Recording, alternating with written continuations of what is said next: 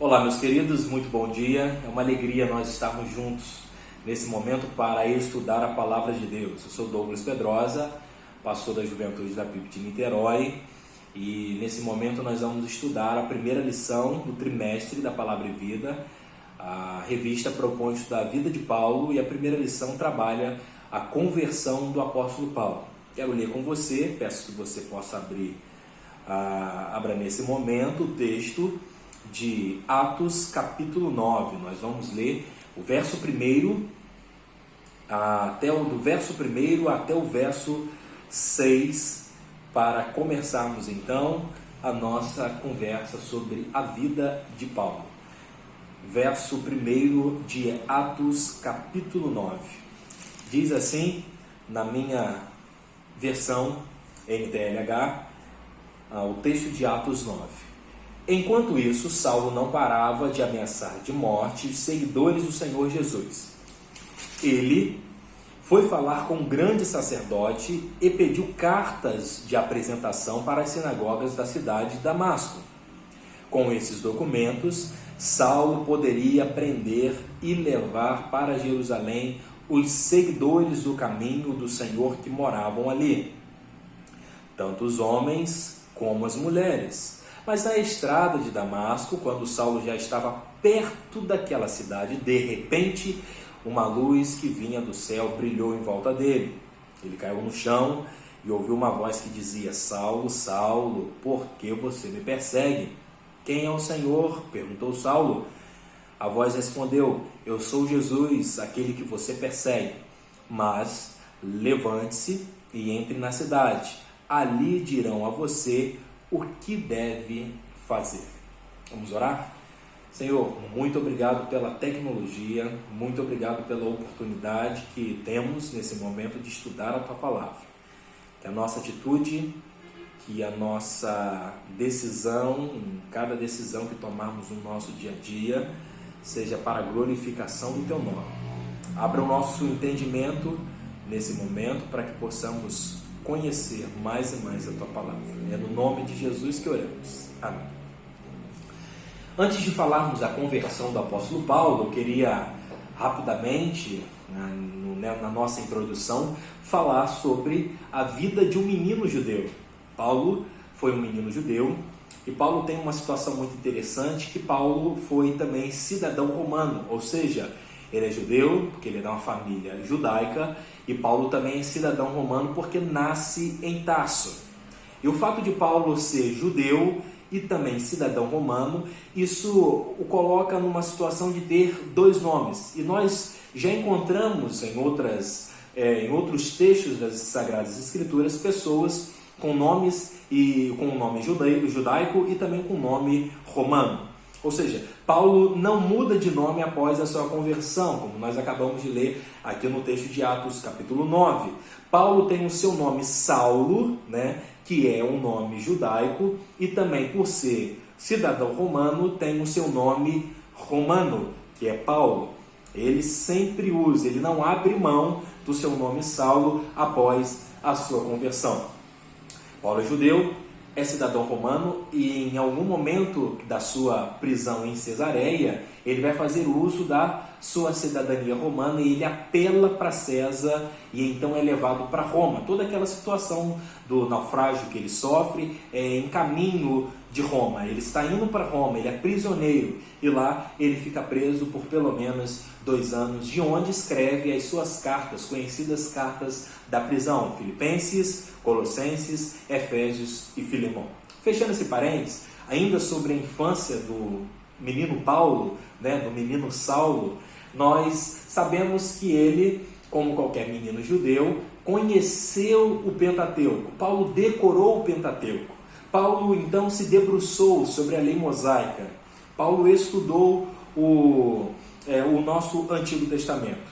E aí, pensando nessa informação, nós podemos adicionar uma outra informação, que Paulo também passou pela experiência, pela cerimônia do evento chamado Bar Mitzvah, ou seja, quando o menino judeu completava os seus 12 anos, ele passava a ser responsável pelas suas atitudes. Isso é interessante, aos 12 anos para os meninos e aos 13 anos para as meninas, mudando apenas uma letra, o Bat Mitzvah. Ou seja, era uma cerimônia que colocava agora uma responsabilidade, a necessidade de responder pelos seus atos aos 12 e também para os meninos e aos 13 anos para as meninas. Paulo também teve uma experiência de ser introduzido numa escola rabínica. Nós temos duas escolas rabínicas na tradição do judaísmo, e uma escola rabínica muito importante foi a escola de Hillel. Hillel, então, foi avô de Gamaliel. Gamaliel foi quem deu as instruções ao apóstolo Paulo. Você deve se lembrar do texto de Atos, capítulo 22, verso 3, que Paulo vai afirmar a sua proximidade, o seu conhecimento da lei, porque cresceu aos pés de Gamaliel. Paulo também escrevendo aos Filipenses, no capítulo 3, essa carta que tem 4 capítulos, no capítulo 3, ele fala que foi fariseu. Então Paulo fez parte dessa escola rabínica muito importante. Gamaliel foi contemporâneo, professor do apóstolo Paulo, obviamente contemporâneo dele. Nós conhecemos o episódio da importância de Gamaliel, que é o capítulo 5 de Atos, que trata a sabedoria de Gamaliel, quando no Sinédrio, os líderes ali no Sinédrio reunidos desejam condenar Pedro e João pela realização dos milagres. E aí Pedro e João têm aquela célebre resposta: olha, importa obedecer a Deus do que aos homens. E isso causa então uma fúria no coração daqueles homens, e aí vai suscitar então o desejo de condenar Pedro e João à morte. Gamaliel, com a sua experiência, com o seu conhecimento, ele responde: olha, é melhor que a gente acalme um pouco o nosso coração, porque já tivemos várias pessoas que levantaram movimentos. Recentemente tivemos Teudas, e agora nós temos os seguidores de Jesus. Se esse segmento é um segmento pura e exclusivamente humano, daqui a pouco ele vai deixar de existir, ou seja, vamos dar tempo ao tempo. Mas se é um segmento da parte de Deus, se de fato vem de Deus, nós não conseguiremos parar esse movimento.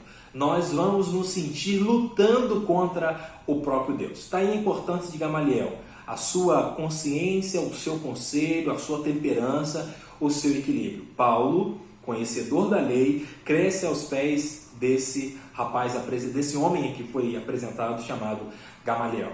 Uma outra coisa importante que a gente também pode ressaltar sobre a vida do apóstolo Paulo é que ele agora, no caminho de Damasco, como o texto que nós acabamos de ler, ele vai ter uma experiência com Jesus glorificado, com Cristo ressurreto.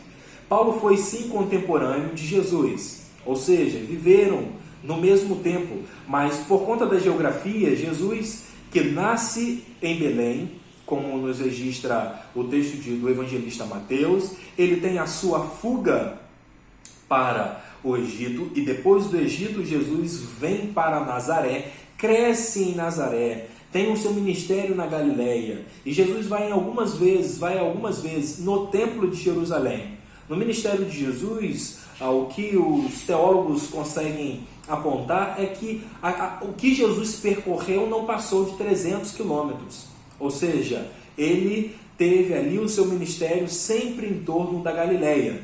Agora, o apóstolo Paulo estava sempre no Império Romano, então, na capital de Roma. Agora sim, nós vamos falar diretamente da conversão de Paulo. Eu quero dividir a minha fala nesse momento sobre a conversão de Paulo, depois sobre o seu ministério e também a sua importância na dedicação da sua vida para outras pessoas, em abençoar vidas. Nós sabemos, nós já lemos esse texto, Paulo se converte no caminho de Damasco, ele tem um encontro com Cristo ressurreto, e nesse momento ele então tem a sua vida regenerada, transformada pela pessoa de Jesus Cristo.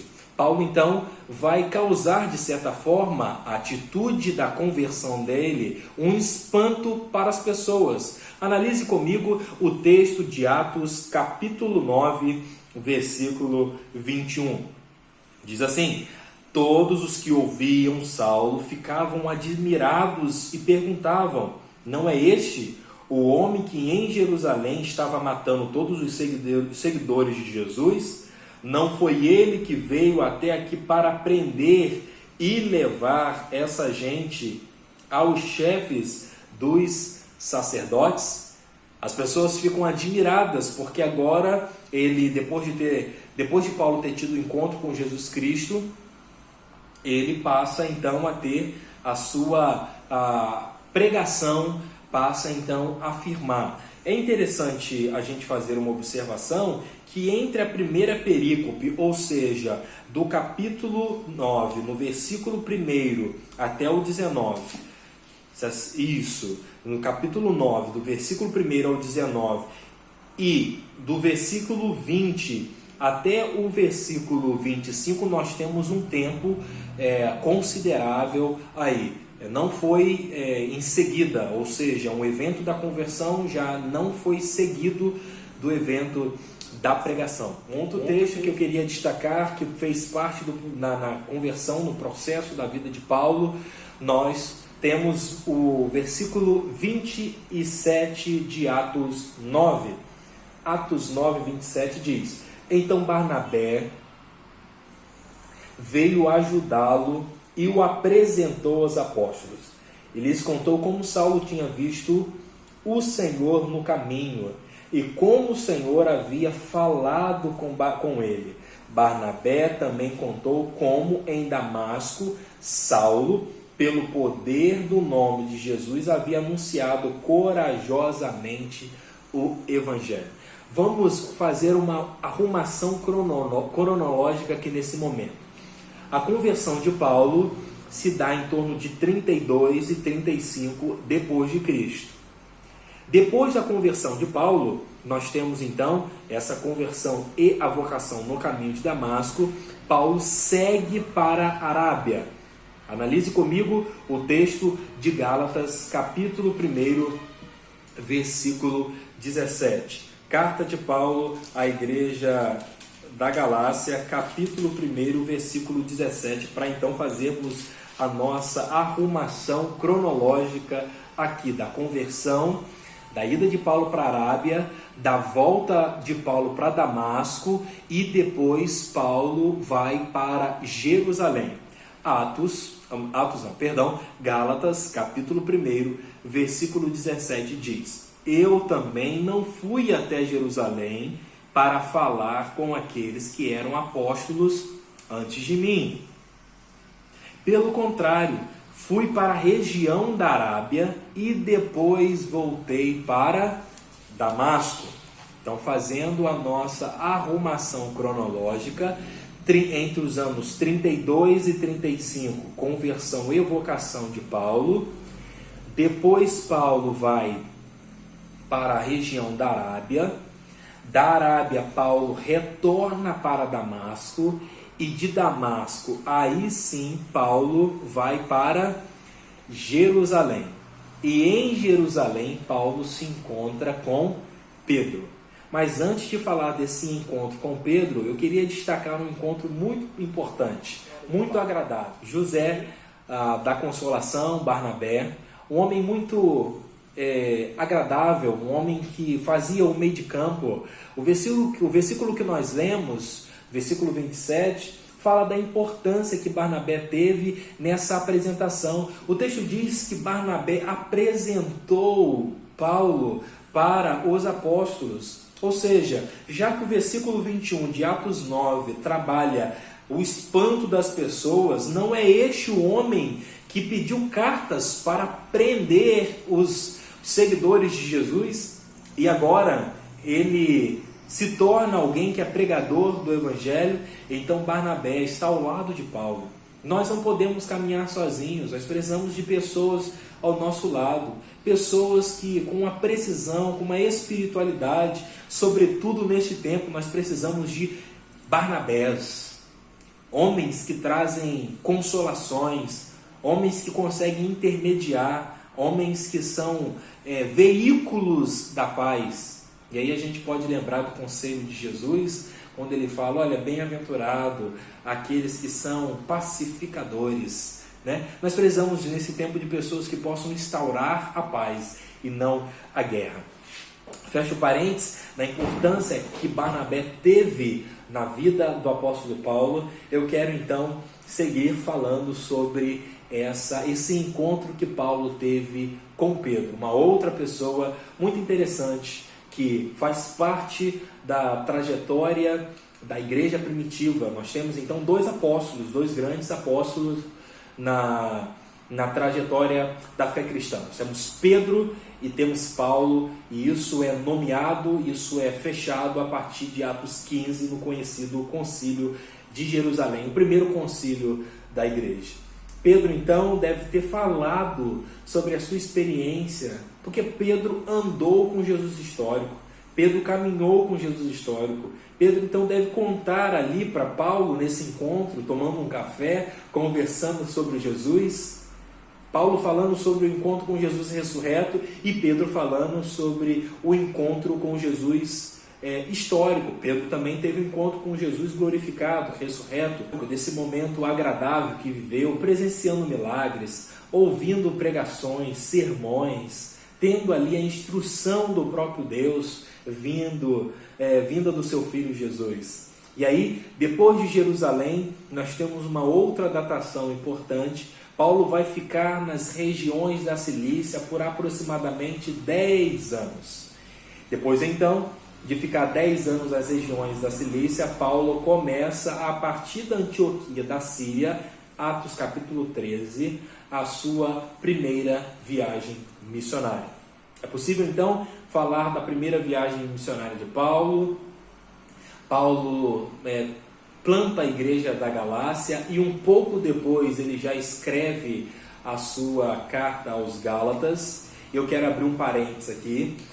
Durante muito tempo tem se pensado a carta de 1 Tessalonicenses como a primeira carta paulina, mas pelo que os estudiosos têm se aproximado desse assunto de datação e tem colocado então a carta de Gálatas logo depois, ou aí 48, 49, essa seria a datação da carta aos Gálatas, vindo depois. Então, a primeira carta aos Tessalonicenses, 50, 51, que já acontece na segunda viagem missionária de Paulo.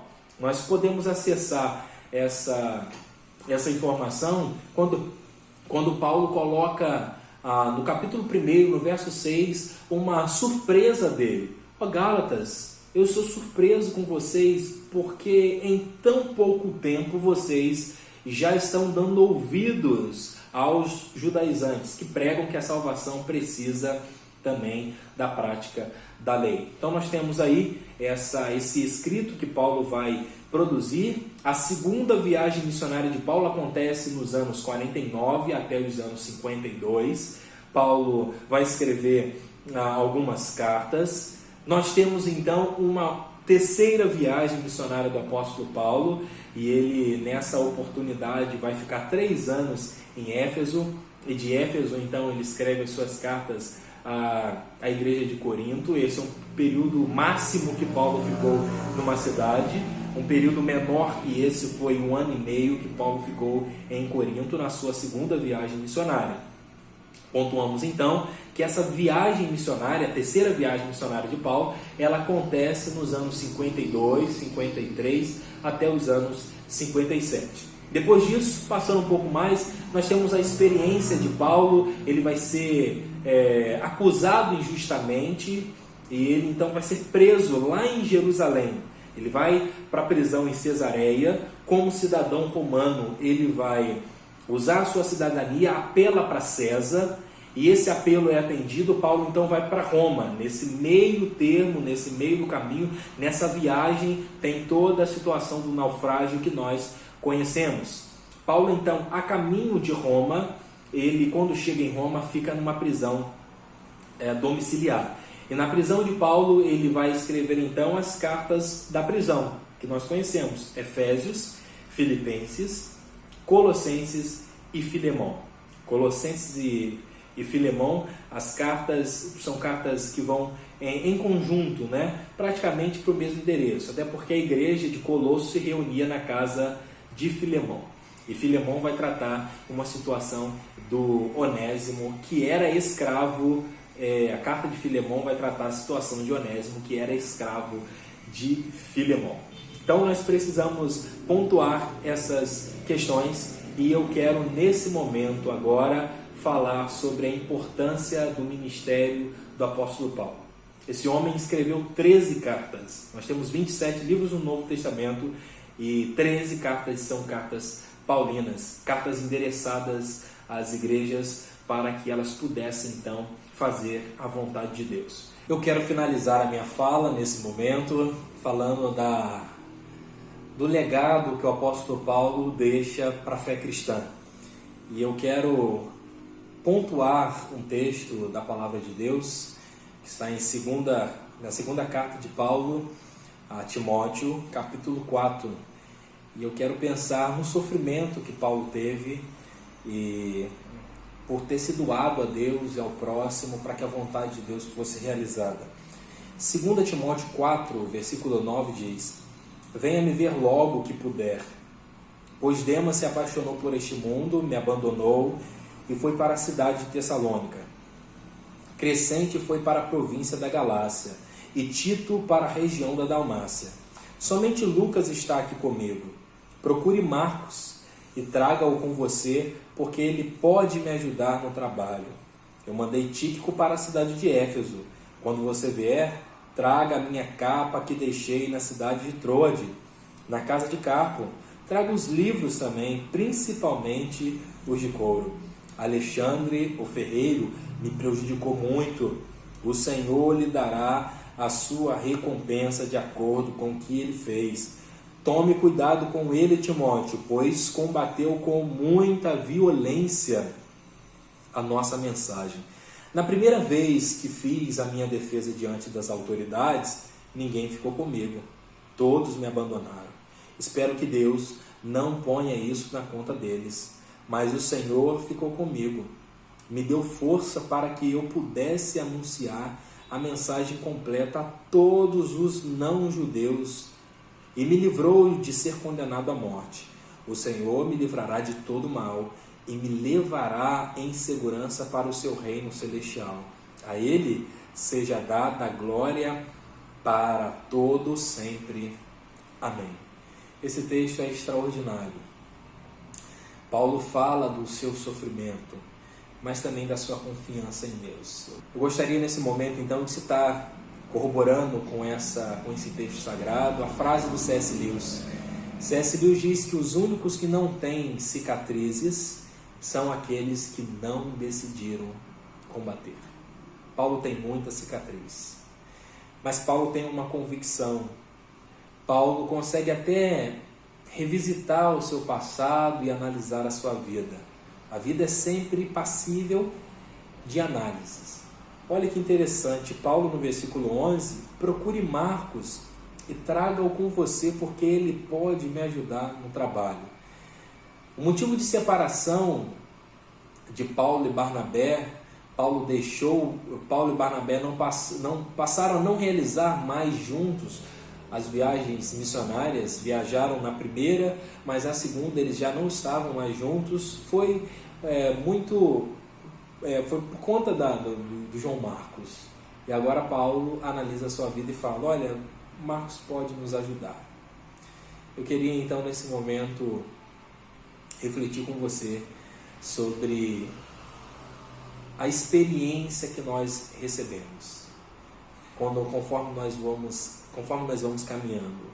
No segundo momento, eu queria que você refletisse sobre qual é o legado que você vai deixar para filhos, netos, para a história. É um legado que você buscou a Deus, é um legado que você abençoou pessoas, é um legado que você sofreu pela causa de Cristo Jesus. No terceiro momento, eu queria que você reafirmasse no seu coração que o sofrimento cristão, ele é ressignificado quando nós entendemos a morte não como fim. A propósito, nós estamos no momento que celebramos a ressurreição. E a morte é para o cristão um descortinar para uma vida que é eterna ao lado do Pai. Por isso faz todo sentido, no capítulo 4, verso 7, na NTLH, essa expressão de Paulo é muito bonita. Fiz o meu melhor. Fiz o melhor que pude na corrida. Cheguei até o fim e conservei a fé. Que assim seja a nossa caminhada. Não basta apenas começar bem, conversão, pregação, mas nós precisamos terminar bem para que o legado seja um lindo legado para abençoar pessoas. Que Deus abençoe a sua vida, que Deus abençoe o nosso coração.